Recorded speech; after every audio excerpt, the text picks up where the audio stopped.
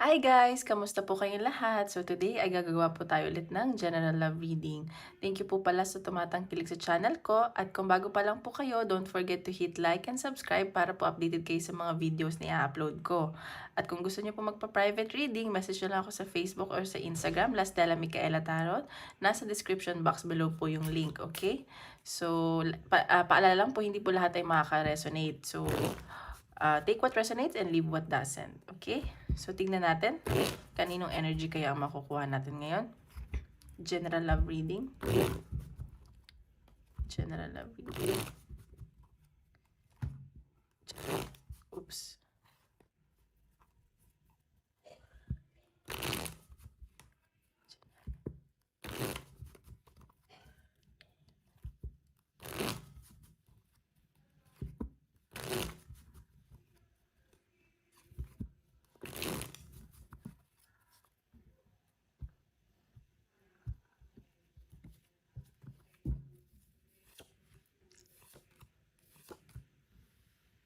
Okay, sa nakikita ko dito, or ikaw or yung person mo, medyo may tampo, ganon.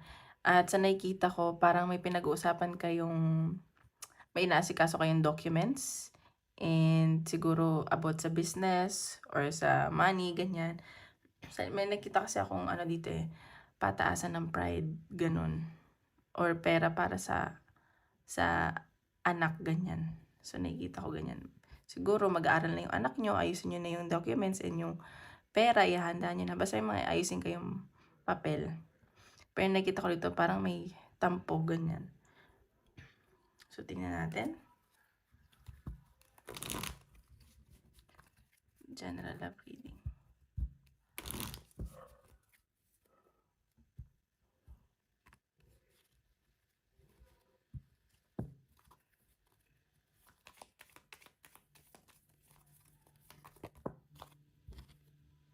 Fun.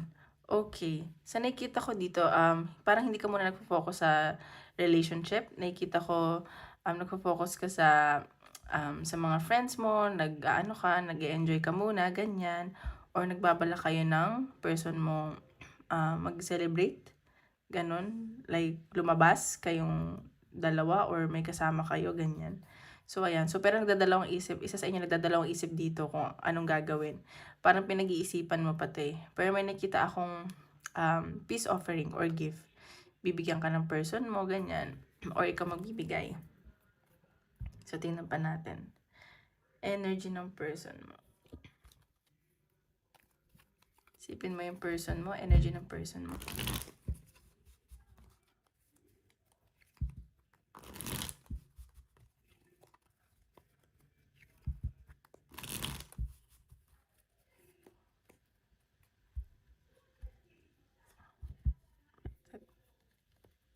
Betrayal agad oh.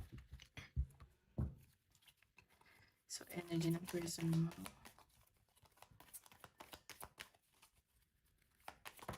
Oops. Isa lang po. Ay, ano ba yan? Isa lang spirit. Dami lumalabas. Siguro yung person mo overwhelmed. Okay. Yung person mo, tinitake back niya yung power niya. Eh, nakikita ko, minamanifest ka nito, or nagdadasal, parang, nag-iisa muna siya. Parang, nag-iipon pa siya ng lakas ng loob, ganyan. Tinitake back niya yung power niya. Parang kasi naging powerless siya, hopelessness, may na-feel siyang ganun. So, take back niya yung power niya. Nagdadasal ka nito. Nagdadasal tong person. Ayan, see? So, yung person mo, sobrang attracted sa'yo. At nakita ko dito na mahal ka naman ng person mo. And sobrang, attracted sa'yo. At nakikita ka niya na mabait ka naman daw. Ganon. Sobra pa siyang passionate. Inaramdaman niya, ganon. Ayan. So, nakikita ko yung person mo, parang nilalet go niya ng mga negativity. Kaya siguro may nakita akong magician dito. Parang gusto niya din ng new beginning. Parang lumalayo, ganun. So, clarify natin Pero feeling ko negativity, yung mga past, nilalet go na niya. Nandiyan ang person mo.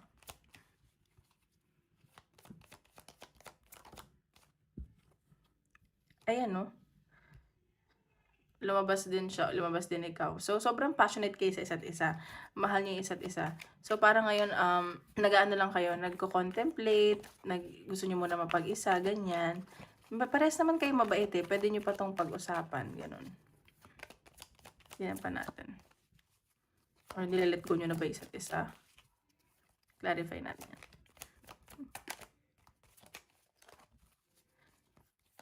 Energy ng person mo.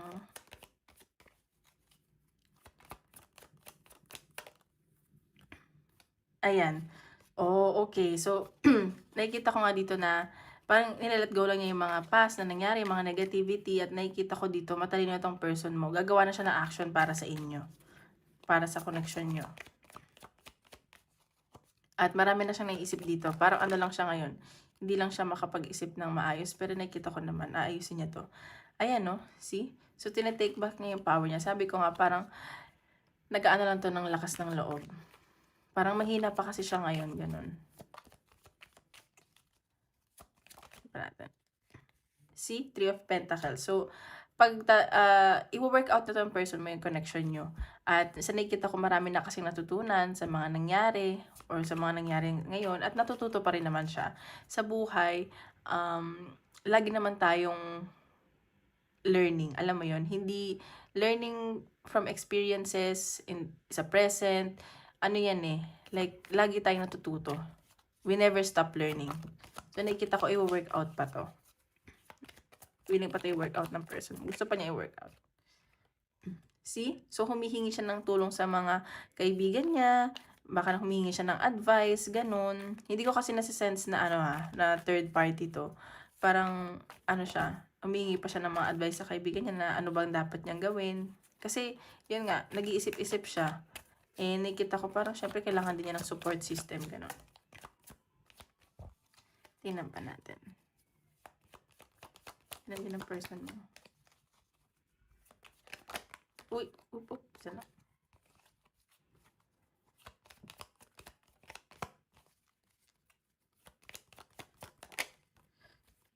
Ayan. See? So, sa ngayon, parang ang dami kasing tukso na lumalapit sa person mo or maraming opinion. So, nagiging protected na din siya. Parang ang daming against sa relationship nyo. So, nakikita ko dito, parang ginagawa mo na niyang private yung kung ano man pinag-uusapan nyo. Nagiging protected siya sa inyo, ganun. Yun yung nasa-sense ko Ayan, so may nakikita kong abundance sa paparating sa inyo. Ayan, communication. Baka nga umalis kayo. Ayan may travel ako nakikita. Baka magkita kayo, mag-usap kayo ng masinsinan. Kasi nakikita ko na ikaw rin naman yung gusto niyang makasama habang buhay. Nakikita ka niya as parang motherhood, ganyan. So ayan may travel at prosperity na paparating sa inyo. Maayos nyo pa to. May nakita kong pagkikita. Mag-uusap lang kayo. Siguro ngayon nagiging private mo na kayo. Ganon. Tingnan pa natin. Oops. Energy mo naman. Energy.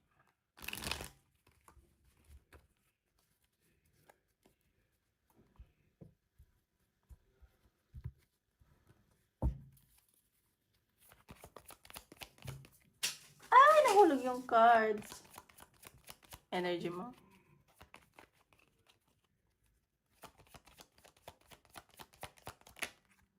Ayan. Okay, so ikaw, nagfo-focus ka sa stability mo, sa kaperahan mo. Baka busy ka sa trabaho, ganyan. So, hindi mo na to iniintindi. Alam mo yun? Parang ka muna. Kasi parang kailangan mo magtrabaho. Pa natin. Energy mo. See, ayan. So, ikaw, yung person mo kasi nag-iisip-isip or ikaw to nagiging matalino ka na at nakikita ko may tampo ka na nafe-feel sa person mo. And iniisip-isip ka lang neto. Pero nagiging matalino ka na sa connection nyo. Energy mo. See? Ayan Siguro nag-iisip-isip kayong dalawa. Nagiging matalino na kayo parehas. Talagang pataasan to ng pride Ayan. So, ayan pinag-aaralan mo pa to. Or ini-stalk mo siya or baka ngayon baka may interview ka or focus ka sa trabaho, or nakikita ko pinag-aaralan mo naman yung connection nyo. Baka nagba-backread ka ng mga messages nyo, ganun. Energy. Oops.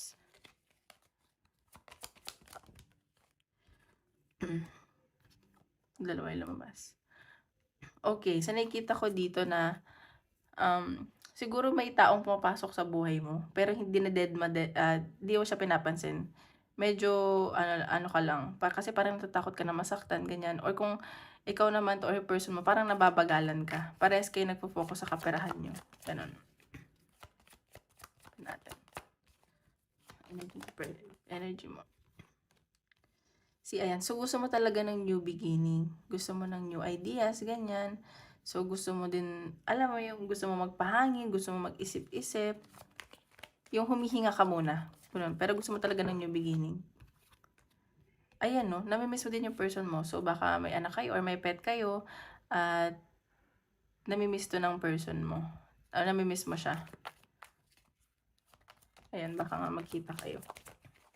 Energy mo. Isa lang po.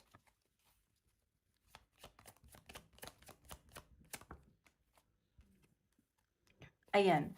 So, nasasaktan ka pa dito. Ayan. Pero may nakikita akong, kahit marami kang choices, gusto mo ng new beginning sa person mo. Ayan. So, nakikita ko may panghihinayang ka rin na feel. At sa nakikita ko nga dito na yung person mo at ikaw, nagpo-focus din kayo muna sa pentacles. Namimiss ko to. Nagmamatigas ka lang, pero nagiging matalino ka na. Nakikita ko nasasaktan ka pa rin. Marami siguro sa'yo nagkakagusto, pero gusto mo talaga yung person mo.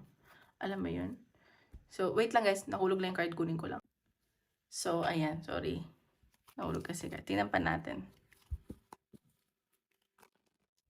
Possible outcome or ano pang message.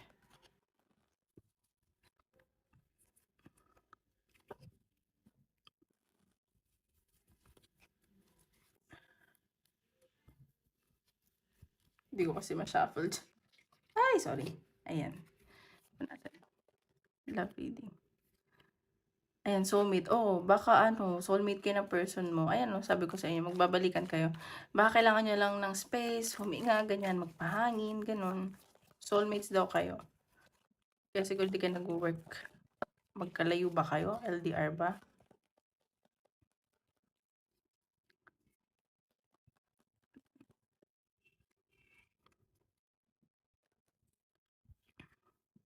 Single natin. Ayan. So, nakikita ko dito, single naman kayo? Or gusto nyo muna maging single? Or single kayo ngayon at hinintay mo yung person mo dahil siya yung soulmate mo? Clarify natin. Okay. So, nakikita ko dito, ayan may union na paparating sa inyo. Siguro nga kayo, parang nag-break mo na kayo, nag-cool off, ganyan. Kasi soulmate mo yung person mo. Baka sinusubok lang kayo ni universe, end up marriage pa rin kayo. Ayan, so tahimik mo na kayo ngayon, wala kayong contact. See, namimiss nyo yung isa't isa. Romantic feelings. See? Ayan, so may mga unexpected na mangyayari sa inyo. Kasi lang, may mga blockages lang. Pero nakikita ko na, maayos nyo naman to. It's just a matter of time. Siguro magdasal ka din. Alam mo yun. Saka sa universe, i-lift it up to the Lord. Yan pa natin. Pang sa love life mo. Ayan, so may nakikita ako dito na apology na paparating sa'yo. May mga guilty kasi, may mga confession. May nakikita ko na may magpapatawad naman na mangyayari. Forgiveness sa love life. Isa lang po. Ilumabas. Okay. Ayan, so nakikita ko may plano kayong gagawin dito. Siguro magtatagpo kayo. Inaayos nyo pa yung schedule. May mga minamanage pa kayo, ganyan. May mga ino-organize pa kayo ng person mo. Siguro yung oras, ganyan, kailan. Ayan. So, nakikita ko nga, ayan, baka magsisave kayo para sa relationship nyo or sa anak nyo, sa family nyo. At nakikita ko dito na may pag-uusapan kayo about money. Ayan. So, ingat lang kasi parang isa sa inyo nagdidikta.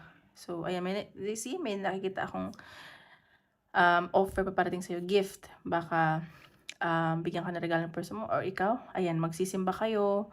Nakikita ko na magdadasal ka talaga o kaya ng person mo, nakikita ko na may new beginning na paparating, magsisave talaga kayo. Okay? So, tingnan pa natin. Nahulog na naman yung card. Advice ni universe.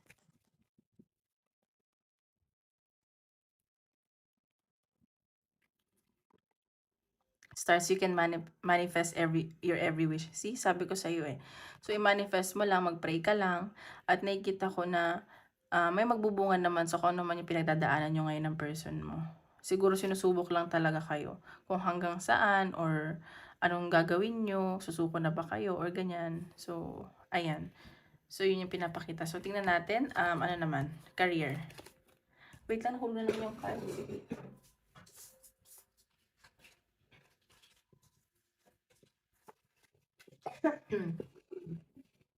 Okay, career naman. So guys, kung gusto niyo magpa-private reading, message nyo lang ako sa Facebook, Lastella Micaela Taro, nasa description box below, okay? Huwag niyo kalimutan mag-like and subscribe, okay? So, ito na tayo. General career reading. General career reading.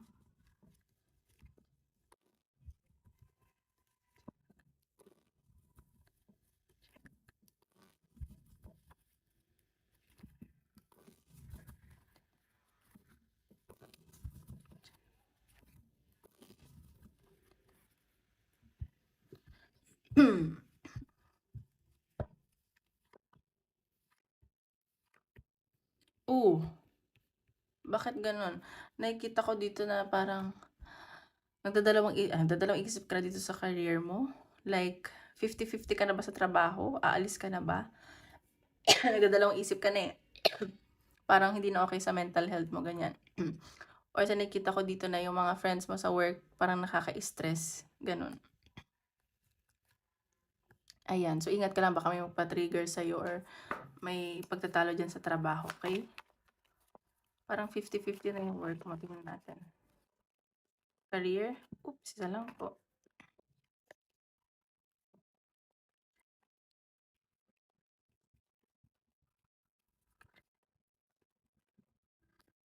Ayan, so nakikita ko dito na kung may hindi ka man nakakasundo dyan sa trabaho mo, nakikita ko naman na parang nagpipigil ka lang or magkakais din naman kayo nito. Ayan nga, baka nga na-stress ka sa mga kaibigan mo dyan or nagdadalawang isip ka na.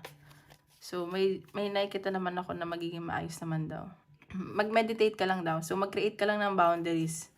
Siguro may mga friends ka dyan na hindi totoo or nakaka-stress, ganun. Natin. Sa career.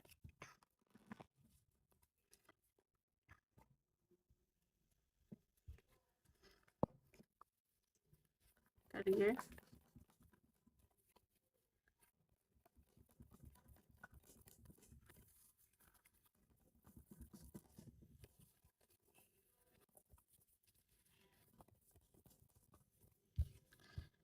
Okay, sa career mo may nakikita ko, siguro marami kang ginagawa, nakikita baka may meeting kayo, or baka lilipat ka ng trabaho. May communication ako nakita at travel.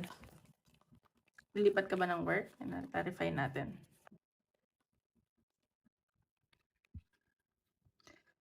Ayan. So, baka nga nahihirapan ka na dito, baka hindi enough yung sweldo, or paalis ka na ng work, ganyan. So, wag ka daw mag-alala kasi nasa sayo pa rin naman yan para bumangon.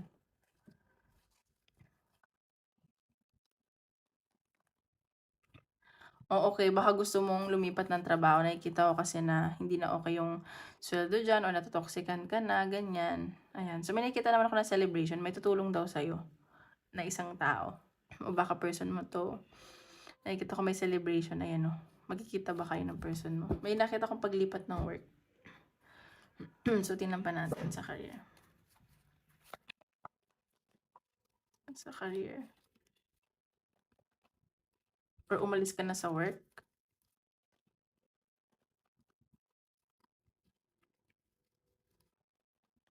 Di lumabas. See, may paparating na good news sa'yo. Baka nga lilipat ka na or okay. May paparating sa'yo na good news. Siguro, baka may offer sa'yo, baka hindi mo tanggapin kasi nga, medyo hindi ka okay ngayon, nai-stress ka, nade-depress ka, gano'n. Ayan 'no, hindi okay yung, career mo. Baka nga hindi ka nga baka nawalan ka ng work. Pero may nakikita naman ako na good news na paparating. Siguro, pag-aaralan mo pa 'to kasi baka nga natatakot ka, ganyan. Ayan 'no. So, titignan mo kasi kung saan ka okay tsaka baka ma-trap ka kung anong profession or career ang tatahakin mo. Pero magiging maayos naman daw. Magdasal ka lang, gano'n. Isipin mo lang mabuti. So, natin advice ni universe. Advice ni universe.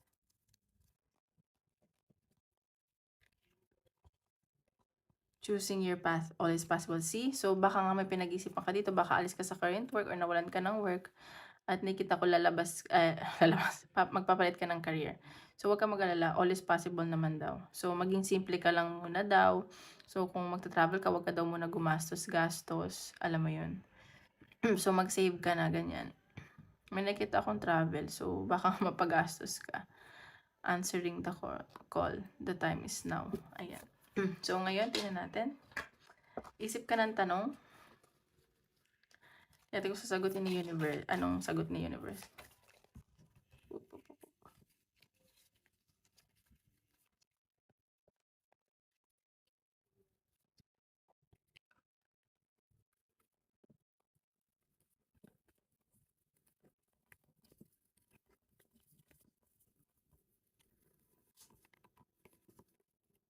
Within the next few weeks daw. Look for a sign. Ayan. So, take action. Ayan. So, ayun lang guys. Maraming salamat. Tomorrow ulit. God bless.